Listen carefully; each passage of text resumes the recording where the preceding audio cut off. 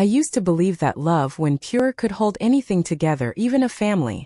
But I learned too late that love without respect is a house built on dust. And mine was already crumbling before I ever saw the cracks. It was a Sunday morning, the kind that smells like coffee and quiet. Victor was sitting in the garden, scrolling through his phone, pretending to read something important. My son Daniel was in the living room, pacing, talking business on a call he didn't think I could overhear. And my daughter Lily was upstairs, packing for a conference that I later found out wasn't hers to attend. Everything looked normal, ordinary, but something in the air shifted. When you've spent your life raising people, you learn to read what isn't said. The pauses, the glances, the guilt that flickers before the mask settles. And that morning I saw it all.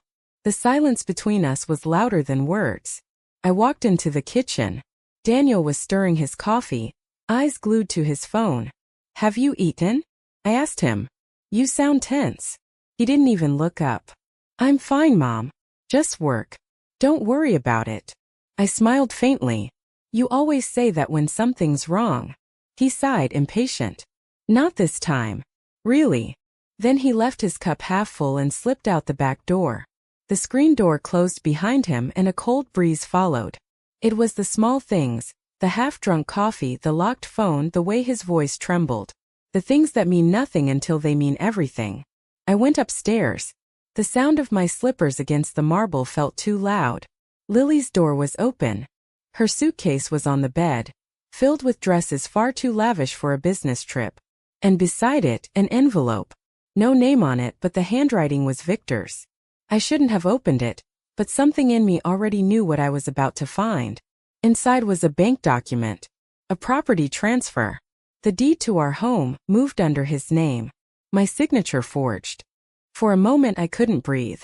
My hands shook but no tears came. Because in that instant something inside me, something I'd buried for years, woke up. I went downstairs. Victor was by the window, sunlight on his face, the picture of calm deceit. I held the document up. "Victor, what is this?" He barely glanced at it.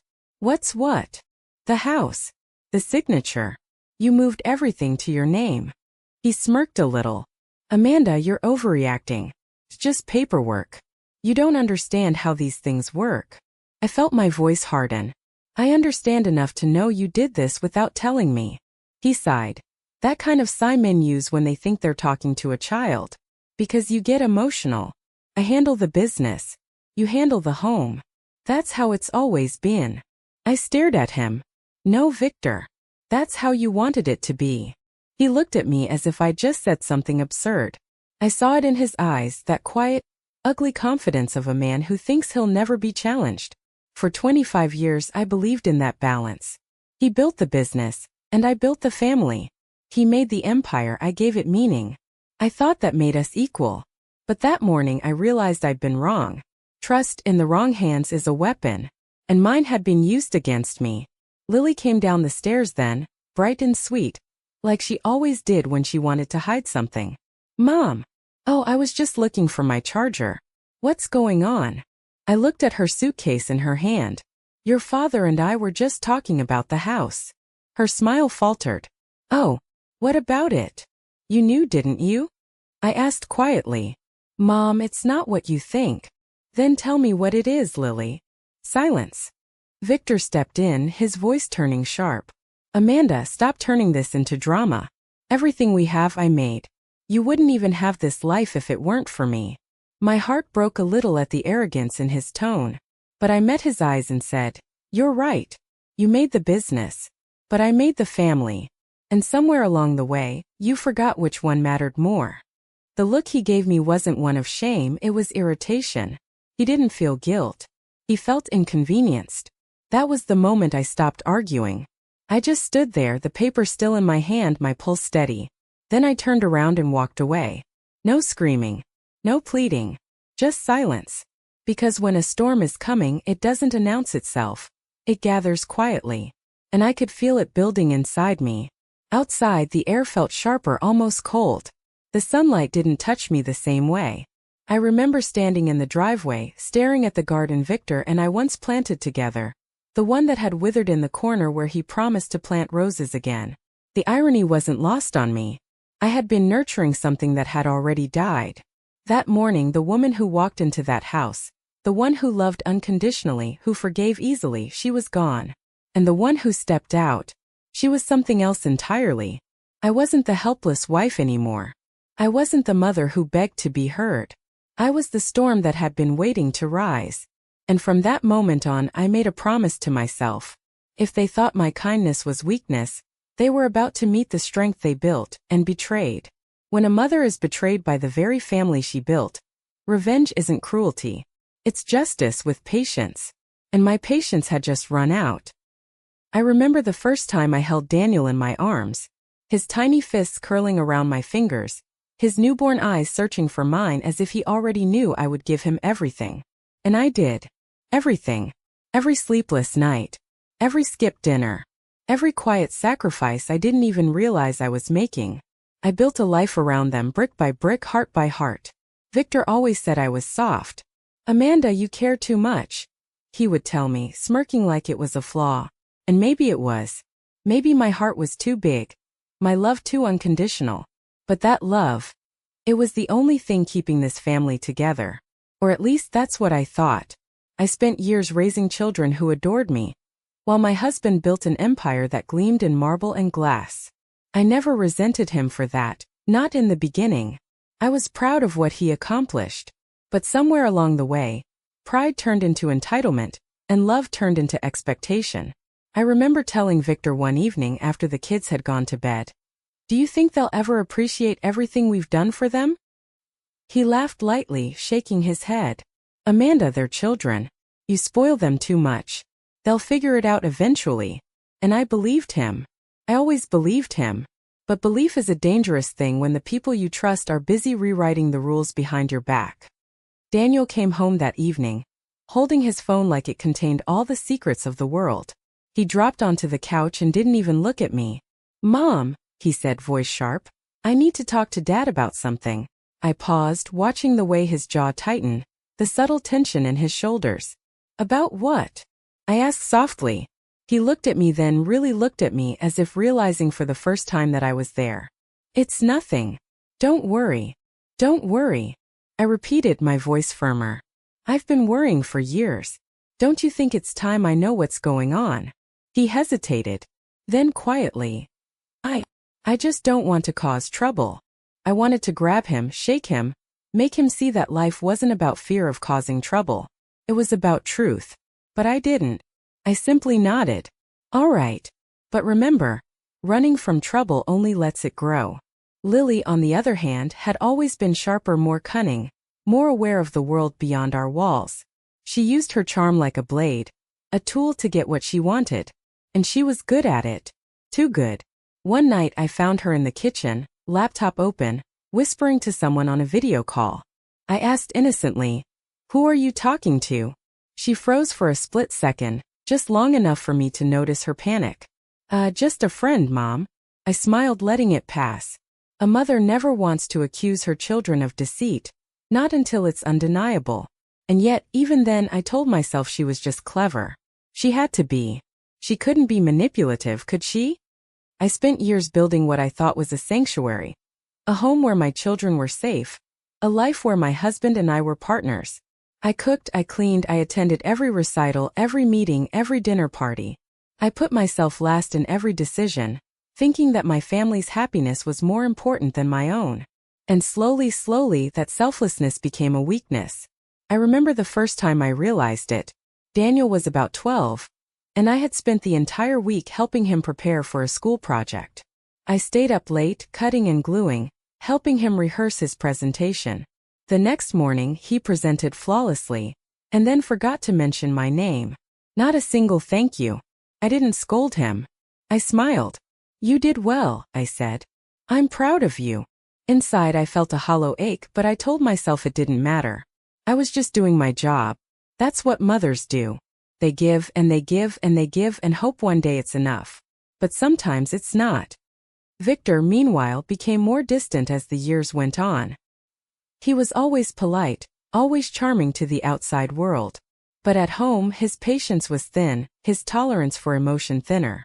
I would catch him rolling his eyes when I asked him about bills, or sighing when I reminded him about dinner plans. And still, I believed in him. I loved him too much to see the cracks widening. I thought the foundation was strong. I thought our love was enough. One evening, after a particularly long day, I finally confronted him.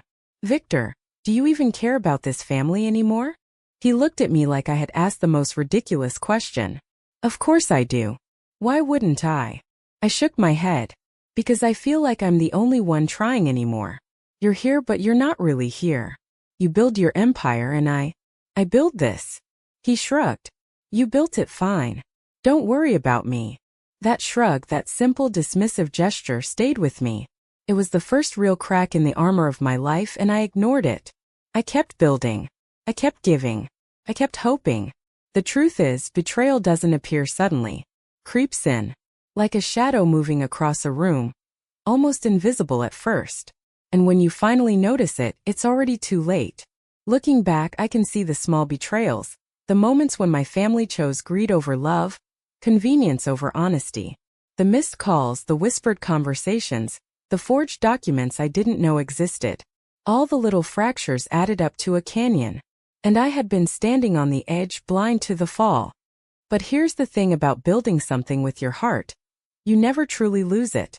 You may think you have nothing left, but deep down, you've collected every lesson, every hurt, every slight, and they become tools.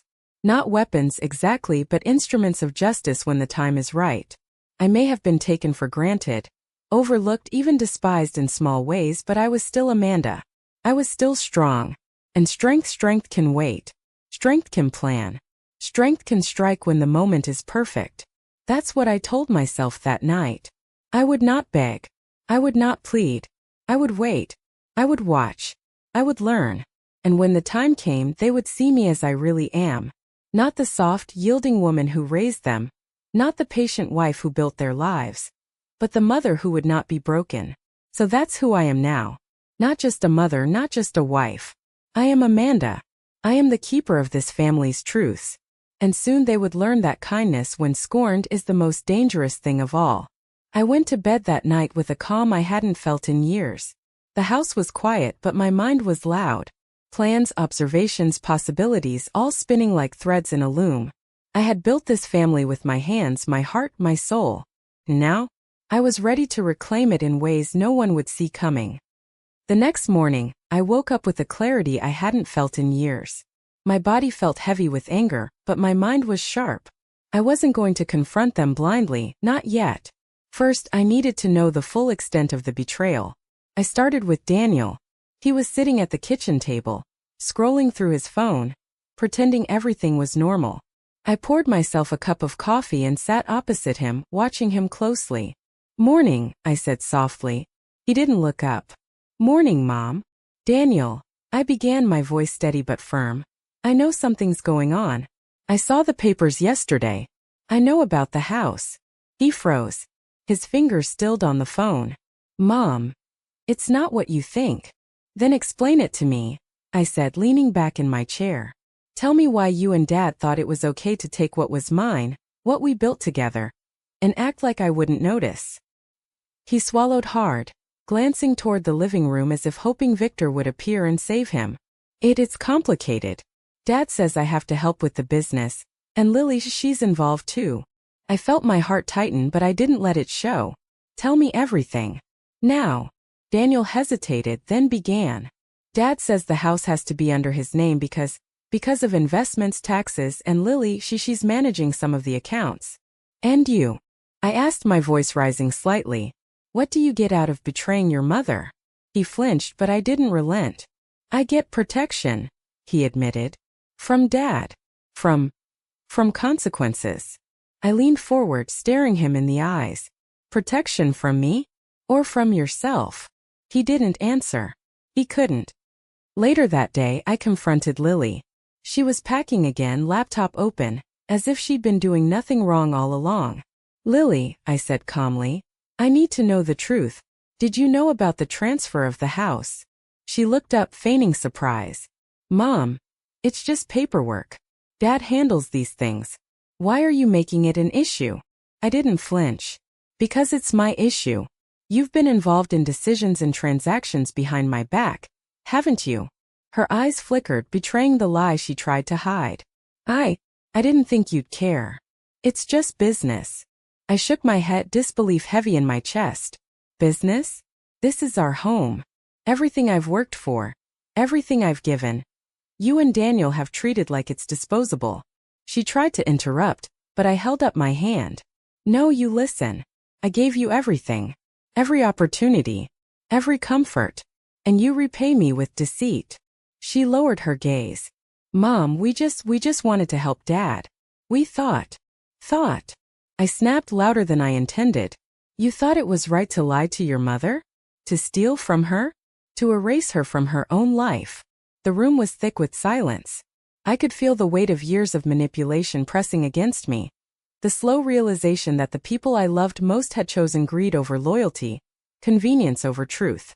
And yet my heart didn't break. Not entirely. Something else had taken its place. That evening I sat alone in the study, surrounded by photographs of birthdays, graduations, vacations, every milestone I had been present for, every sacrifice I had made. And I realized something.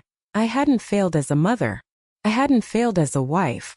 I had failed to see them clearly. Victor had grown arrogant. Daniel had grown complacent. Lily had grown calculating. And I had been blind. I poured myself another glass of wine and let my mind wander over every slight, every whisper, every moment I had ignored. I remembered Victor's sighs, Daniel's evasions, Lily's subtle manipulations. And then I smiled, because for the first time in a long time I wasn't just reacting. I was planning. The next day, I made a quiet visit to the law firm that had handled the house transfer. I posed as a concerned party with questions about family estate planning.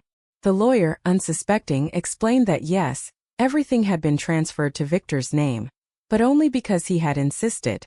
Your signature was conveniently misplaced, the lawyer said lightly, oblivious to the storm in my eyes. I nodded, taking notes. Every detail, every loophole, every document that could be challenged, I recorded it all. I wasn't angry yet. I was calculating. And calculation is far more dangerous than rage. At dinner, I sat across from Victor, pretending to be calm, pretending nothing had happened. He smiled at me, unaware that I had already begun my game. Everything okay? He asked casually. Perfectly, I replied, sipping my wine. I've been thinking a lot about family legacy, about what we've built together, and what it means when the people you trust the most betray you. He frowned slightly, dismissing my tone. Amanda, you always dramatize things. We're fine. You're just upset over nothing. I leaned back, letting the words settle. Am I? Or is it that you've become too comfortable taking things for granted? That you think kindness is weakness? His brow furrowed. I don't know what you mean. Oh, I think you do, I said softly.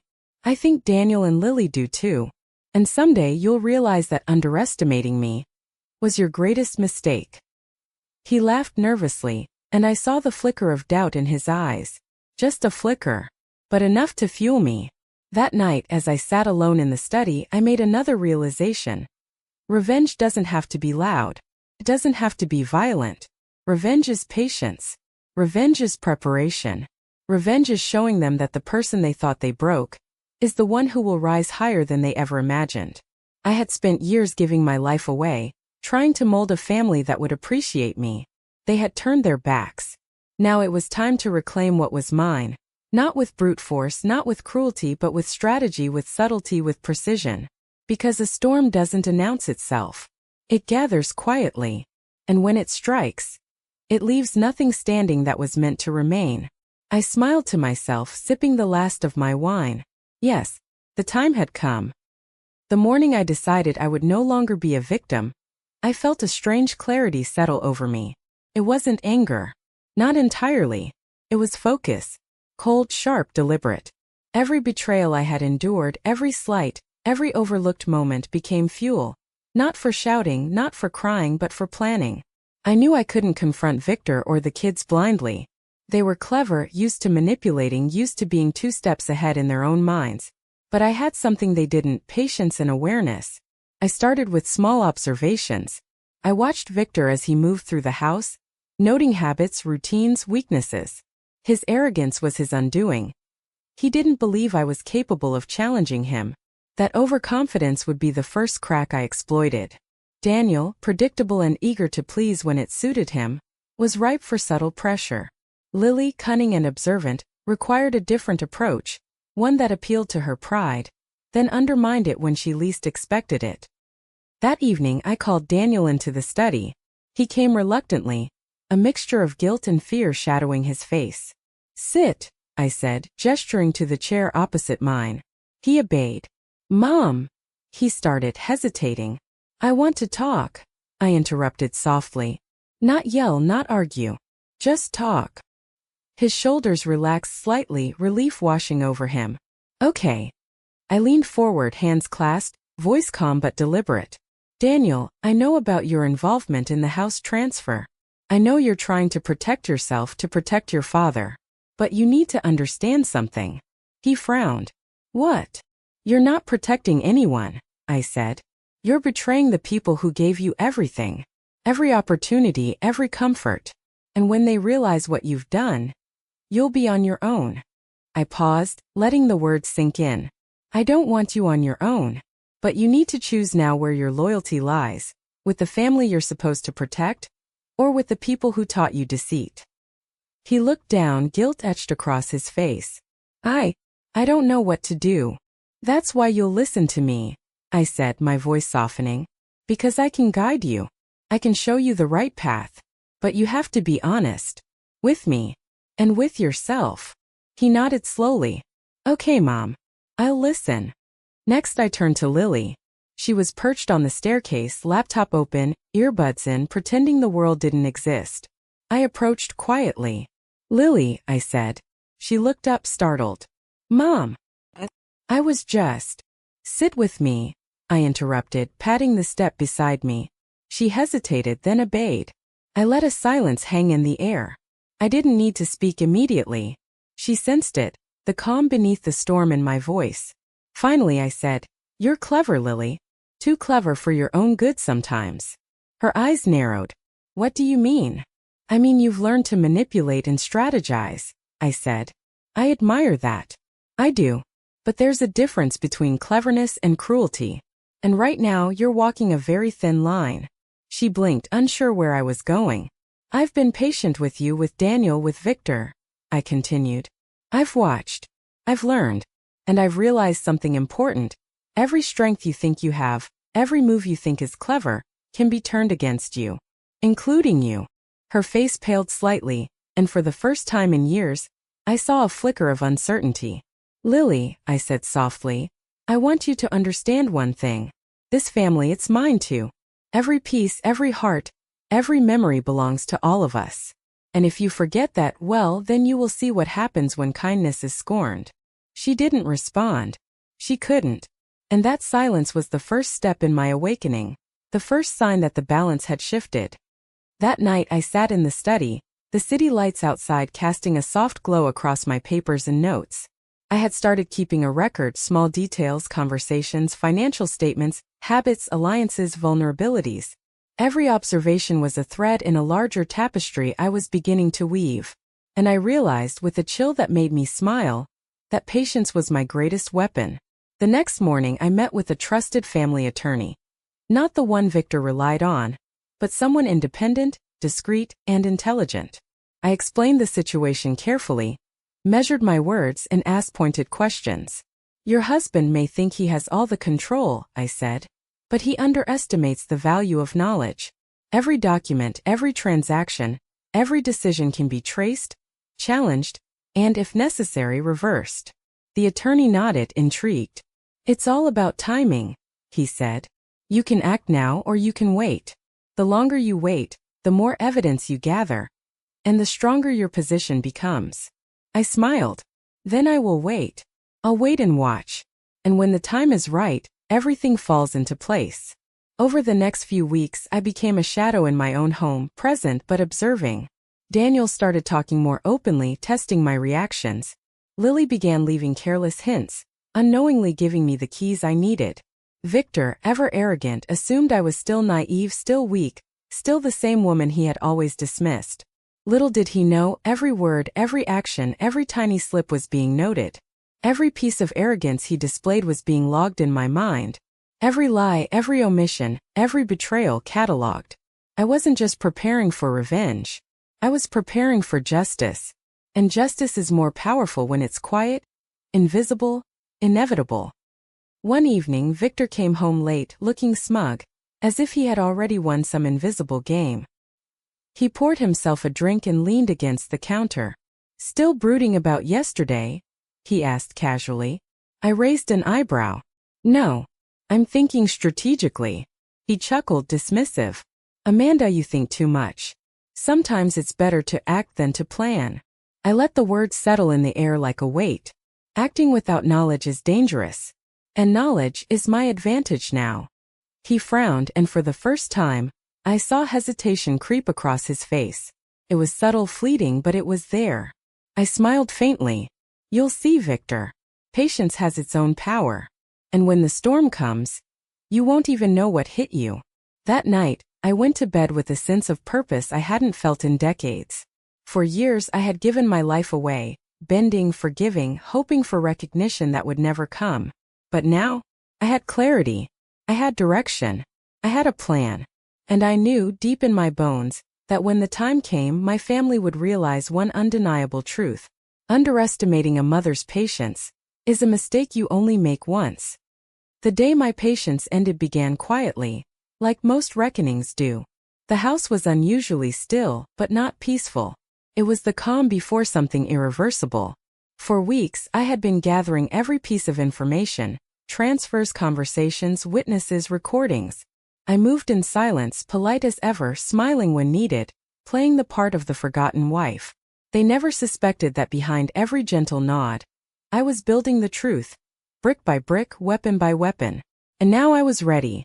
It started with the shareholders' meeting. Victor's company, the one I helped build from scratch, the one he told everyone was his, had its quarterly gathering downtown. Normally I never attended. I was the supportive wife, the silent figure in the background. But not this time. I walked in wearing the confidence I had hidden for years. A deep navy suit, simple jewelry, calm posture. I saw their eyes flicker when I entered. Surprise, discomfort, curiosity. Even Victor froze mid-handshake. "Gentlemen," I greeted with a smile, "I believe my name is still on the founding papers. It's about time I sat at the table I helped build." He laughed nervously. "Amanda, what are you doing here?" "Reclaiming what's mine," I said, sliding a folder across the polished wood table. "You'll find the updated shareholder records, financial inconsistencies, and, oh yes, the proof of your unauthorized transfers." The room went silent. The lead accountant flipped through the documents, his expression tightening. "These are substantial." Victor's voice cracked slightly. "Where did you get these?" "From our home," I said. "You left them out, remember? You never believed I was smart enough to understand." I watched as his face drained of color. His colleagues whispered among themselves. In that moment I didn't feel anger. I felt clarity. "You see, Victor," I continued, "you may have had the power on paper, but paper burns. Truth doesn't." I leaned forward, voice low but steady. "You betrayed the woman who stood beside you for 25 years. The one who built your image, your reputation, your home. And you thought I'd let it go quietly." He didn't answer. He couldn't. The board moved swiftly. His accounts were frozen pending investigation. His authority revoked. Everything he thought he controlled began to slip through his hands, slowly, painfully, poetically. That night he came home late. I was in the living room reading by the fire, calm as a still lake. "You humiliated me," he said, voice shaking with rage. "No," I replied. "You did that to yourself." He glared at me, but I didn't flinch. "You think you've won?" "I don't need to win," I said softly. "I just need you to learn." The next step was Daniel. My son. The one I raised to be kind before greed took that away. He came to me 2 days later, eyes red, voice trembling. "Mom, they're investigating Dad." He said, "You started it." "I didn't start it," I said quietly. "I just stopped ignoring it." He sat down, burying his face in his hands. "I don't know what to do." I looked at him, not with anger, but with the steady love of a mother who still believed her son could change. You do know, I said. You just don't like what it means. He lifted his head slowly. What does it mean? It means you stop lying, I replied. You face what you've done. You make amends. He hesitated, searching for words. Mom. If I tell them everything, Dad will lose everything. I nodded. Yes. And maybe that's what it takes for him to remember what matters. That week, Daniel cooperated with the inquiry. Quietly. Reluctantly. But honestly. And in doing so, he began to change, little by little. I didn't gloat. I didn't celebrate. I just watched the truth cleanse what lies had poisoned. Then came Lily. My daughter. My reflection, both in beauty and in flaw. She had been silent through it all, watching, waiting, calculating. One night she came to my room, tears glistening in her eyes. I didn't know it would go this far, she said. Yes, you did, I answered softly. You just didn't think I'd fight back. She looked away, shame coloring her cheeks. Dad said you wouldn't understand. That you'd ruin everything. I smiled faintly. He was half right.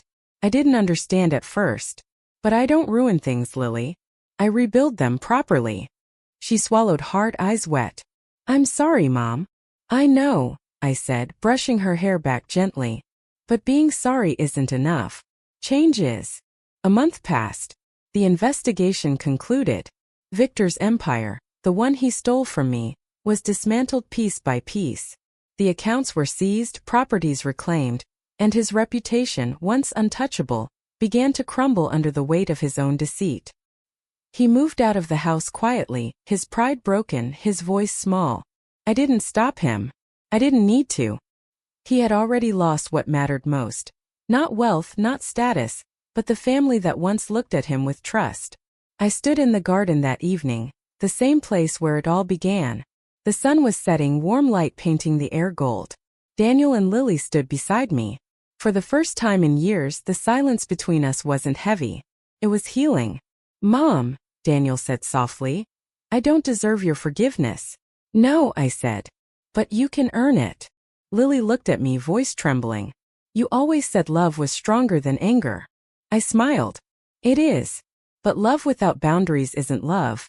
It's surrender. And I don't surrender anymore. That night I sat by the window watching the city lights flicker. I thought about everything I had lost, and everything I had regained. People think revenge is about destruction. It isn't. Revenge, when it's pure, isn't cruelty, it's restoration. It's balance. It's justice finding its way home. I didn't destroy my family.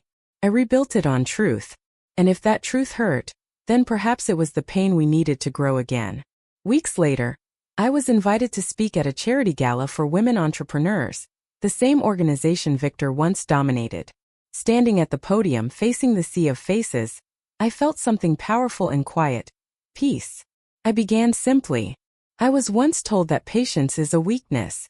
That silence means submission. That kindness means gullibility. I believed those lies for years. I paused, letting my gaze travel across the room.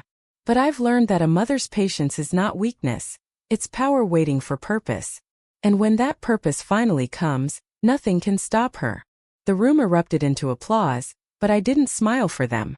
I smiled for myself. Because I had finally remembered who I was. Not just a wife, not just a mother, but a woman capable of rising from the ashes of her own heartbreak. When I got home, I walked through the halls of my house, now truly mine again. The walls no longer whispered of betrayal. They hummed with quiet resilience. In the mirror, I saw a reflection I hadn't recognized in years. Strong, calm, free. And I whispered to her, to me, you did it. You fought back with grace. The storm ended quietly. There were no more confrontations, no raised voices, no slamming doors. Just the stillness that follows after everything that needed to burn has burned. In that stillness I found peace. Not the fragile kind that depends on others, but the kind that lives within you when you finally stop needing validation, when you know you've done what was necessary. Months passed. The seasons changed. The city outside my window glowed softer somehow, the air less heavy. The house, my house, felt alive again. I filled it with warmth, with new beginnings. Gone were the empty smiles, the whispered lies. Instead there was music, laughter, honest silence. Daniel began visiting more often. He'd sit at the kitchen table, helping me with small repairs or carrying groceries in like he used to when he was a boy. Sometimes we didn't even talk.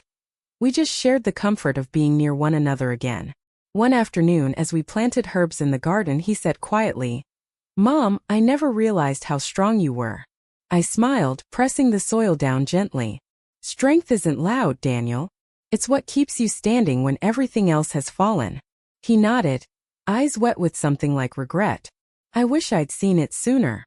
"You see it now," I said. "That's enough." Lily took longer. Her pride, her guilt. Both were heavy chains. But she came around eventually, cautious but sincere. She started joining me for dinner on Sundays, talking about work, her own projects, the things she wanted to rebuild. One evening, after the dishes were done and the candles burned low, she lingered at the table. "Mom," she said softly, "how did you survive it? All of it." I looked at her, really looked at her, the woman she was becoming, the girl she once was. "I didn't survive it," I said. "I changed because of it. Surviving means going back to how things were. I don't want that. I want better." She was quiet for a long moment, then whispered, "You got better." "Yes," I said. "I did. But not because I wanted revenge. Because I wanted peace. Revenge is just the road. Peace is the destination." I didn't see Victor for months after the investigation. He stayed silent, out of sight, too proud to call, too broken to confront what he'd become. I didn't expect an apology. Some men never learn to bend, even when life breaks them. But one morning, as I was tending to my roses, a familiar voice came from behind me. "Still growing things," he said quietly. I didn't turn immediately. "Always," I replied. When I did face him, I saw a different man, older somehow, smaller, the weight of consequence etched into the lines of his face. "I wanted to see you," he said. "One last time." I nodded, calm. "You're here now." He hesitated, eyes darting to the garden, to the home he'd once claimed as his. "You destroyed me, Amanda." I tilted my head slightly. "No. I exposed you. You destroyed yourself." He swallowed hard, looking away. "Do you ever think about what we had?" "Every day," I said truthfully. "And that's why I can forgive you." He looked startled.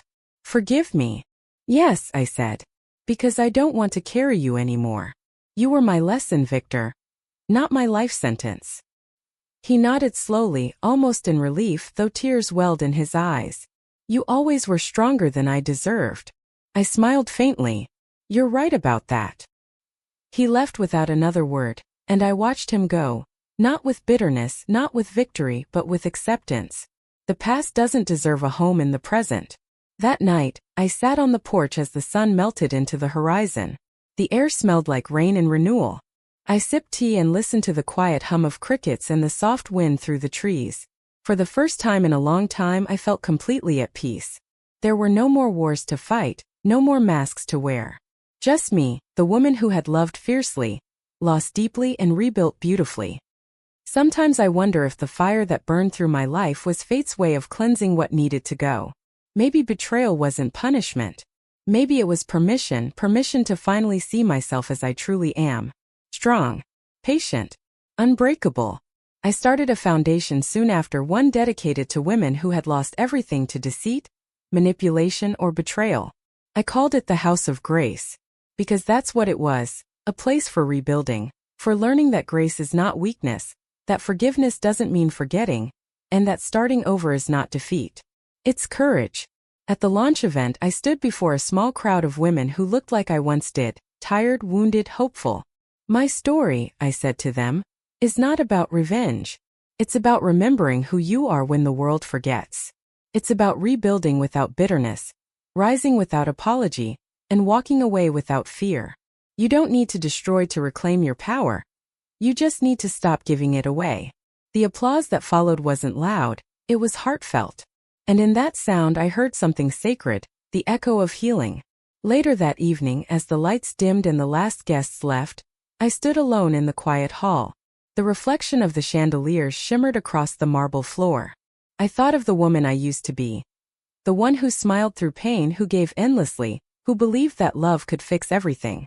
I whispered to her, "You were good. You were kind. But now you are whole." When I got home, the garden lights glowed softly under the stars.